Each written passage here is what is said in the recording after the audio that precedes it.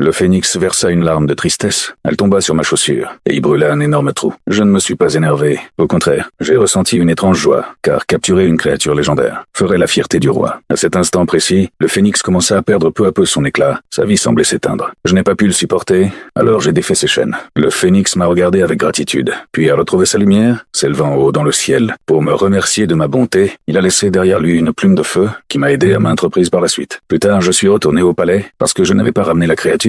Le roi voulait me faire exécuter. J'ai sorti la plume rouge flamboyant pour me justifier, mais elle avait déjà perdu tout son éclat. Tous se moquaient de moi comme si j'étais un idiot. Le roi a cru que je me moquais de lui et ordonna aux gardes de m'emmener pour l'exécution. Au moment même du désespoir, la plume a soudainement brillé d'un éclat doré. Le ciel s'est rallumé, le phénix de feu était venu me sauver. Sous le regard stupéfait de tous, il se tenait fièrement sur la tour. Chacun crut que j'avais dompté cette créature sacrée. Il m'appelait héros, et même si le roi ne le voulait pas, il dut m'habiller des robes royales. Mais au fond de lui, il était rempli de haine. Peu de temps après, le roi me confia une mission impossible. Il m'ordonna de trouver la princesse Céleste et de la ramener pour qu'elle l'épouse. Il pensait que je périrais durant ce voyage périlleux, mais le roi fut déçu. J'arrivai sain et sauf devant la porte de la princesse. Alors que j'allais entrer, un mur de glace barra mon chemin. Un instant, je me sentis impuissant. Puis la plume de feu s'éleva dans les airs, perça le mur de glace et le fit fondre instantanément. Mais je ne remarquai pas que mon petit âne avait été emporté par l'eau glaciale. Je trouvai rapidement la princesse Céleste, mais quand elle apprit qu'elle devait épouser un vieillard, elle courut vers une falaise avec fureur et m'entraîna avec elle. À la dernière seconde, mon petit âne apparut et nous sauva tous les deux. Elle finit par accepter de revenir au palais avec moi, mais lorsqu'elle rencontra le roi, elle déclara que s'il voulait l'épouser, il devait lui apporter le cœur de l'océan, un trésor avalé par une baleine géante. Le roi me fit alors revenir, et il était clair qu'il voulait m'envoyer accomplir cette mission impossible. Nous atteignîmes l'endroit qu'il avait indiqué, mais nous ne trouvâmes pas la baleine décrite par la princesse. Pire encore, un énorme tsunami fonçait droit sur nous. Mon petit âne me tira pour fuir, et nous réussîmes à peine à esquiver la vague géante. Puis nous comprîmes que l'île devant nous était en réalité cette baleine, l'objet de notre quête. Était prisonnier là depuis longtemps. Quand elle me vit, elle versa des larmes de désespoir, et je voulais